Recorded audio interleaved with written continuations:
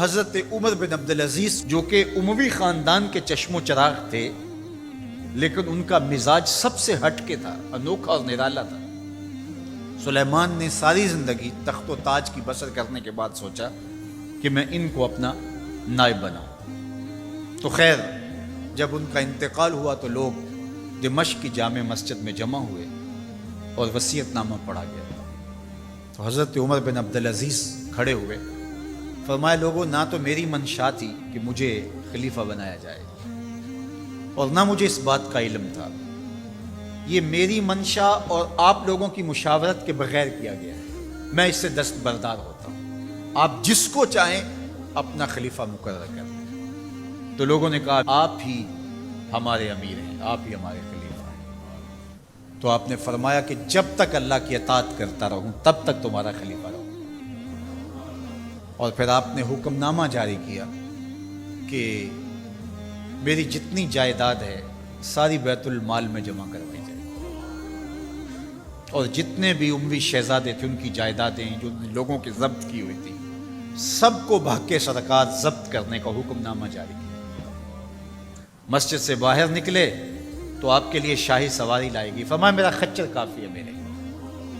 گھر پہنچے تو اپنی بیوی فاطمہ بنت عبد الملک سے کہا، جو بادشاہ کی بیٹی ہے، بادشاہ کی پوتی ہے اور 4 بادشاہوں کی بہن ہے، ناز و نعم میں پلی ہوئی ہے، کہا اگر میرے ساتھ تم رہنا چاہو تو تمہیں اپنے سارے زیورات، زر و جواہر، سارا مال بیت المال میں جمع کروانا ہوگا اور فقیرانہ زندگی بسر کرنا ہوگی۔ اب اس پاک باز خاتون نے کہا کہ میں اس کے لیے تیار ہوں، میں فقیری کی زندگی کو ترجیح دیتی۔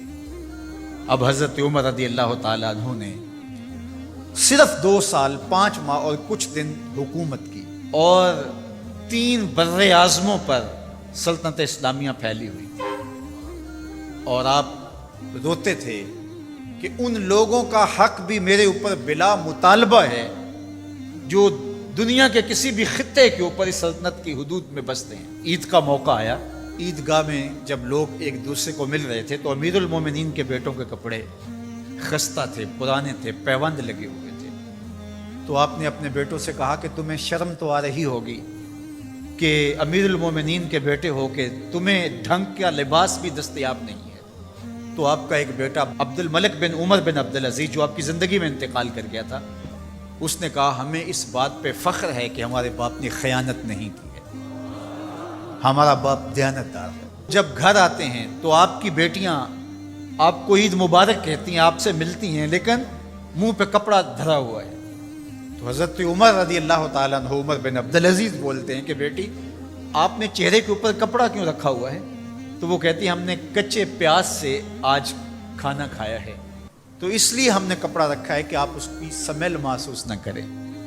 تو حضرت عمر بن عبدالعزیز رو پڑتے ہیں اور فرماتے ہیں کہ کس باپ کا جی نہیں چاہتا کہ میری اولاد آسودہ ہو، لیکن میں آخرت سے ڈرتا ہوں۔ حضرت عمر بن عبدالعزیز رضی اللہ تعالیٰ عنہ کے 2 سال 5 ماہ اور چند دنوں کے اندر ایسا عدل پھیلتا ہے کہ لوگ کہتے ہیں ہمیں لگتا تھا آسمان اور زمین کے درمیان ترازو گاڑ دیا گیا ہے، ہر شے پوری تولی جا رہی ہے، اور اتنی خوشحالی آتی ہے، اتنی خوشحالی آتی ہے، لوگ زکوٰۃ کے پیسے لے کے نکلتے ہیں، کوئی زکوٰۃ لینے والا نہیں ملتا۔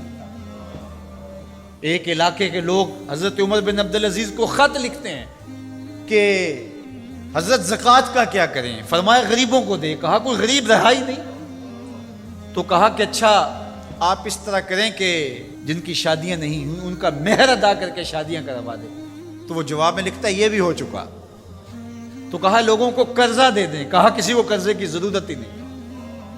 تو پھر فرماتے ہیں اچھا غیر مسلموں کو قرضہ دیں تاکہ وہ کھیتی باڑی کر کے زراعت کے کام کو بڑھائیں۔ یہ عمر بن عبدالعزیز کا دور ہے۔